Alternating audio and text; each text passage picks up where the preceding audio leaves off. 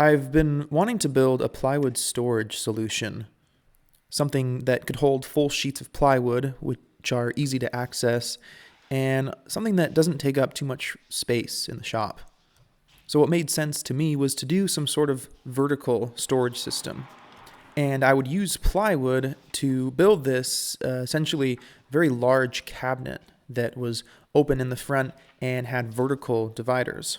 Since it needed to store 4x8 sheet goods, the plywood used to build this would need to be made oversized.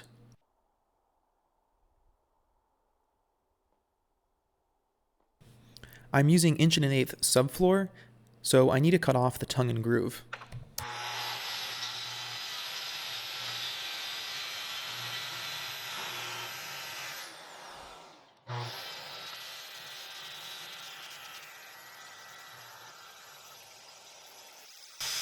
Once I cut off the groove, I make the other side parallel while also removing the tongue.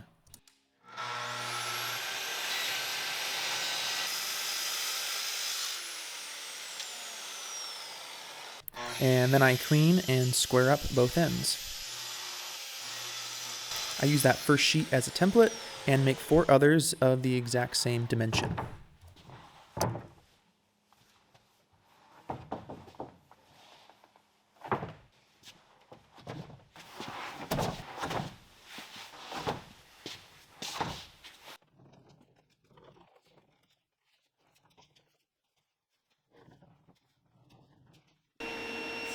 Here I'm ripping 4-inch strips that will be used to extend, both vertically and horizontally, those sheets of plywood.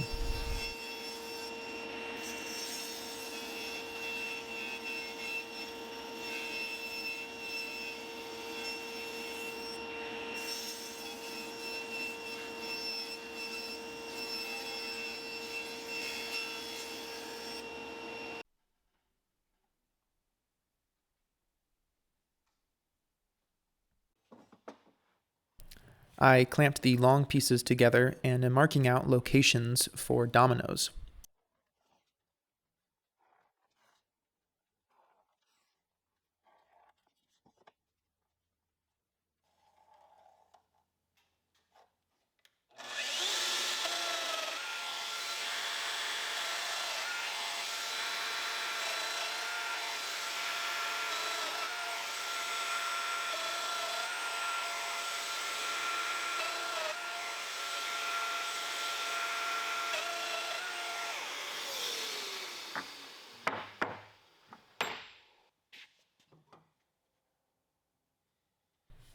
And with one of the strips clamped to the full sheet, I transfer center lines and cut out the corresponding mortises.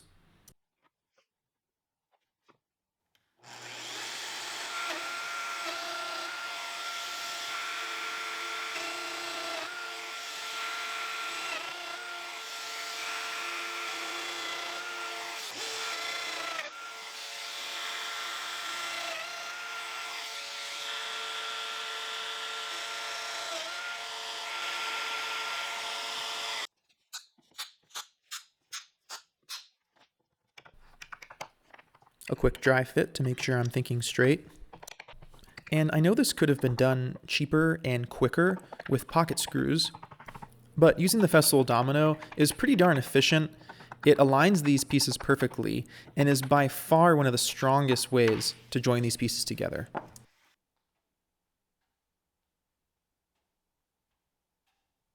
The only drawback to this method is the 2-stage glue up for each panel.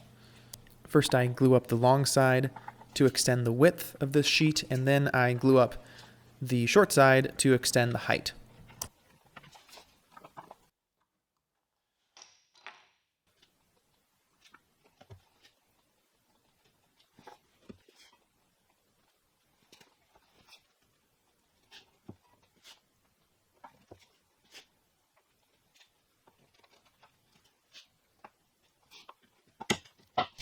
I'm just making sure to get these dominoes and mortises fully covered in glue, as that is where all the strength comes from.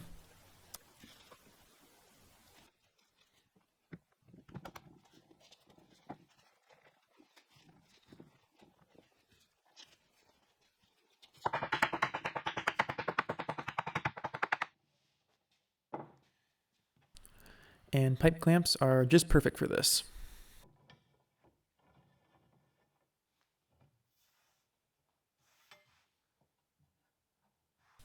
I let it dry for about an hour and then remove the clamps.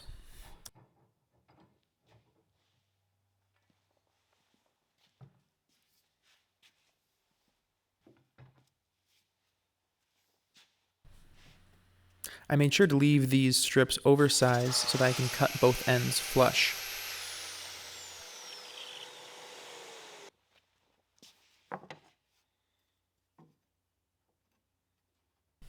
With that flush and square, I'll cut the mortises in this shorter side.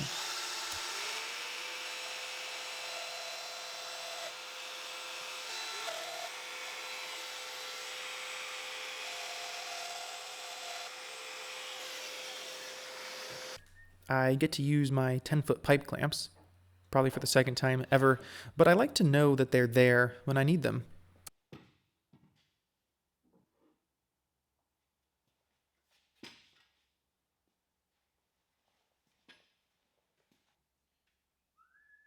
Gluing on this shorter side is the same process as the long side.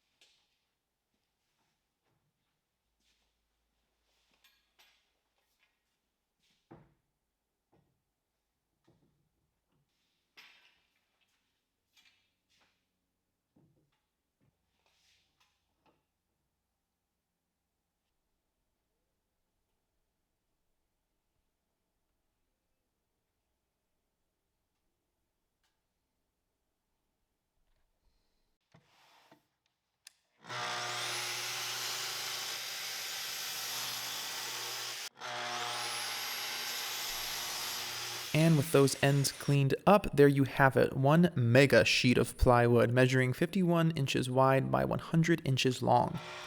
And after repeating that process 4 more times to complete the upright dividers, I can turn my attention to cutting out the top and bottom pieces, which I again use the same material.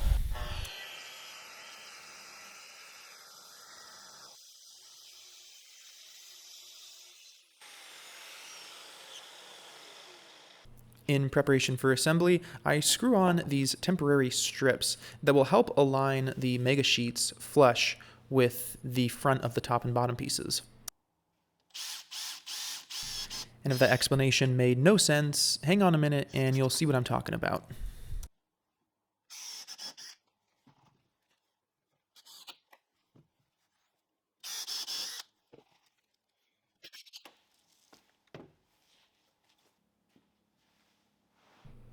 Since I'm assembling this face down on the concrete floor, which is not perfectly flat, the strips act as little ledges that help keep the adjoining pieces aligned and flush.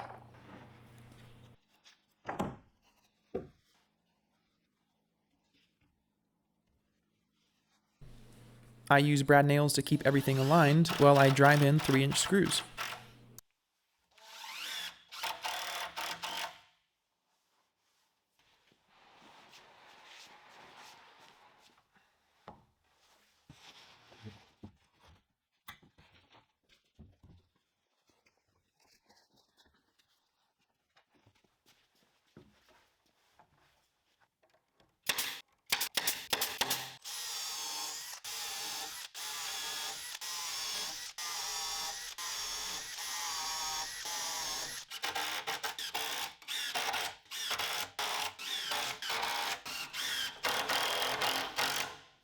Since the box is deeper than 4 feet, I add this little extension piece on the top and bottom to take up the space.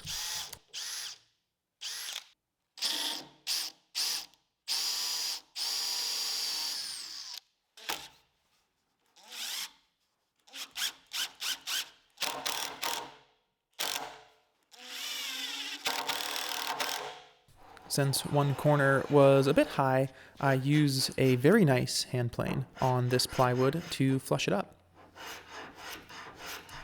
I have no problem using hand planes on plywood. They work great.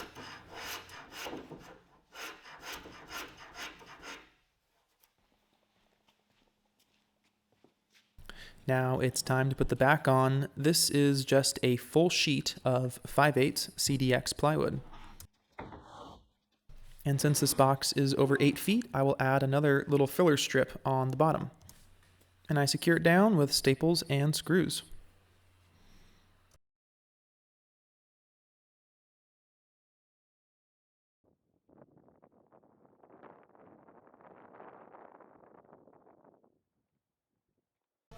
I had the good fortune of having some family in town at just the right time to help me hoist this thing upright.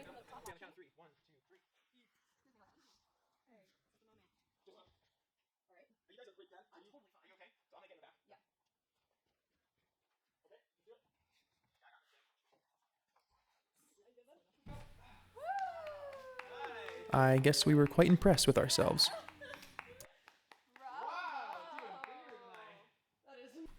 With it now upright and the outer pieces attached, I can pull off this strip.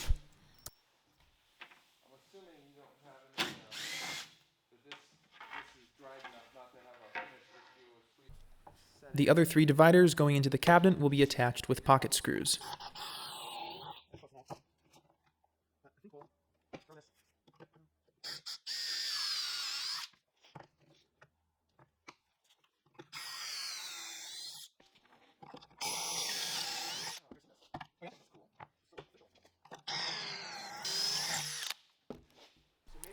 My dad stuck around to help me with the final heavy parts of this assembly.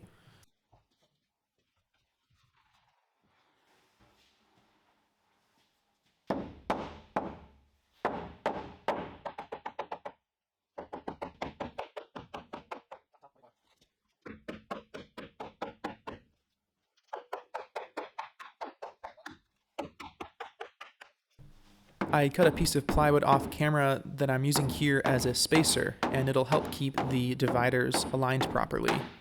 It will also help oppose any force the pocket screws will put on this piece and keep everything in alignment.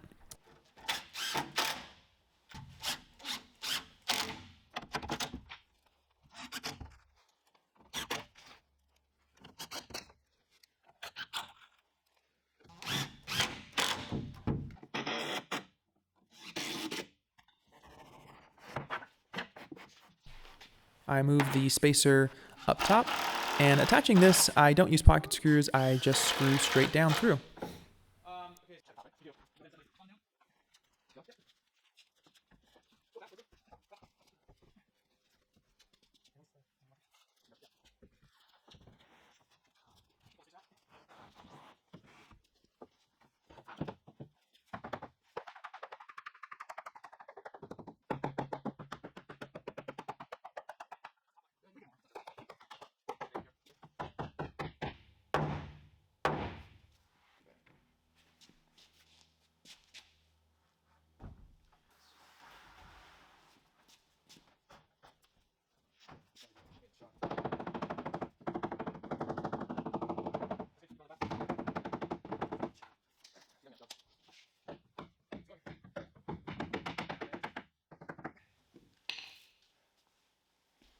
And here I conquer my claustrophobia in order to finish securing the final piece.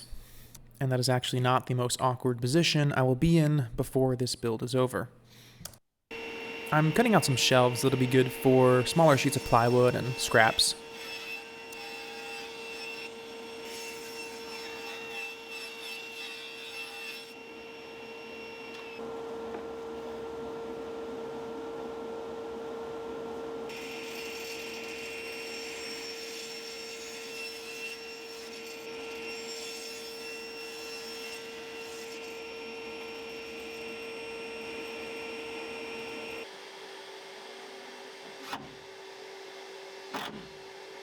This temporary piece of plywood I'm putting in here will help keep the shelf from moving as I secure it with pocket screws.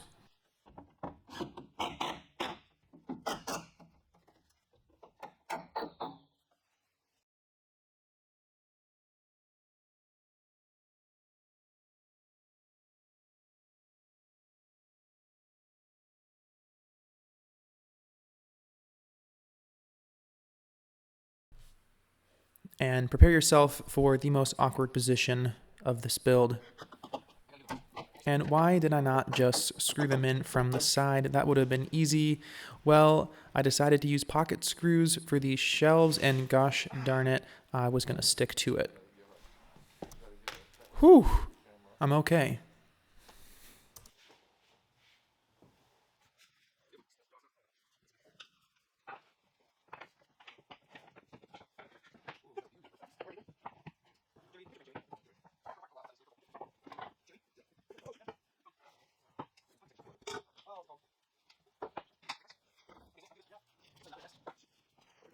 I don't know.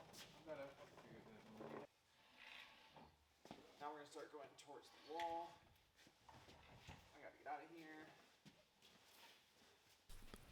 The best way that we came up with to move this was to roll it on pipe.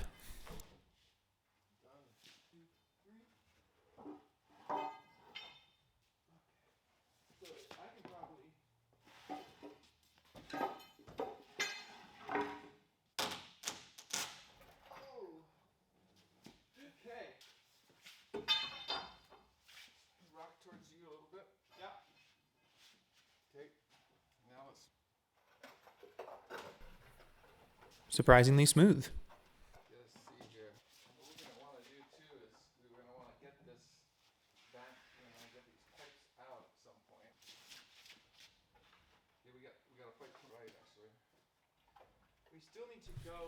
We got it close to the wall and then got the pipe out of there, and I hammered it into place. Not wanting this to move anywhere, I screwed it down to the concrete, and I also screwed it to the wall.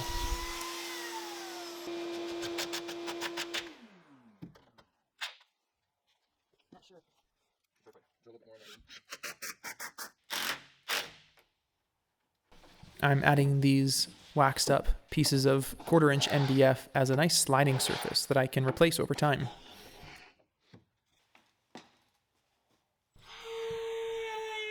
To soften things up and save my fingers, I'm going to add a chamfer to all the inside edges.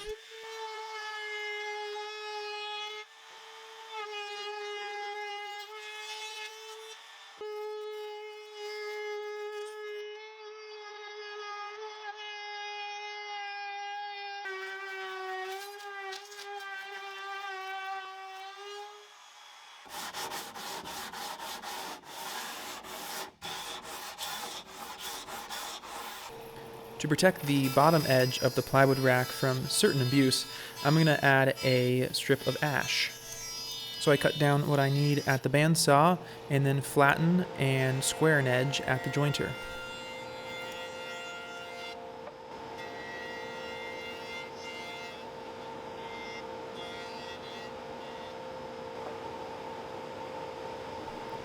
And then I can plane it to both final thickness and final width.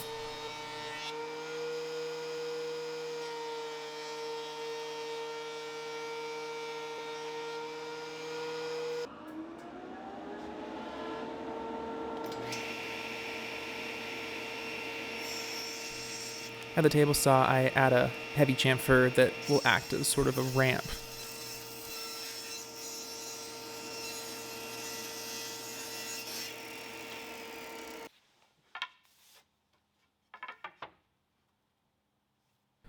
And attaching it with screws allows this also to be replaceable.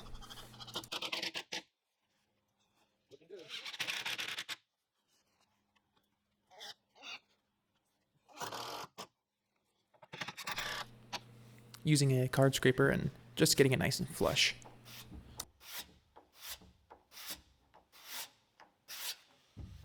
And this could not have been more perfect timing on the arrival of this panel cart. I had been threatening purchasing one of these for a while, and I'm thrilled that I finally went through with it. This is a huge help in my one-man shop for handling full sheets of plywood.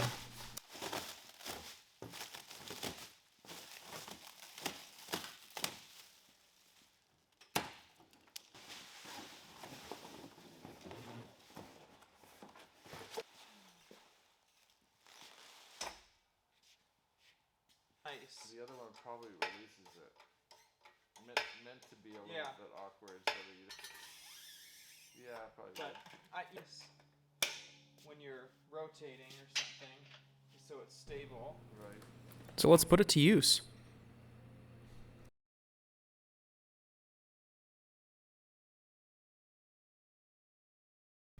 I didn't have any full sheets of plywood to load it up with at the time, but these two pieces I'm putting in here are 8 feet long, and you can see how easily they fit in.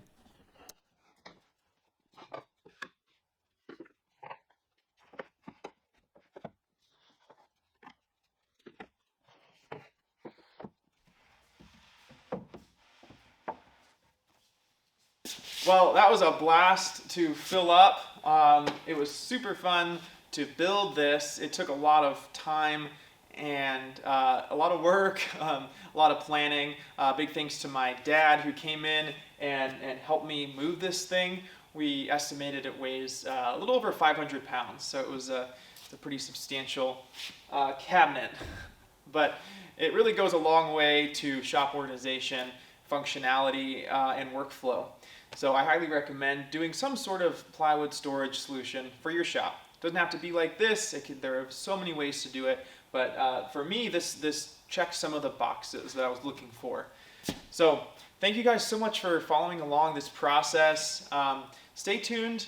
In the next video in the series of shop organization, I'm going to cover lumber storage. So right next to this plywood rack, I'm going to do some I'm going to change things up a little bit, I'll just say. So stay tuned. If you haven't already, please consider subscribing to my channel. I'd really appreciate it. Take care.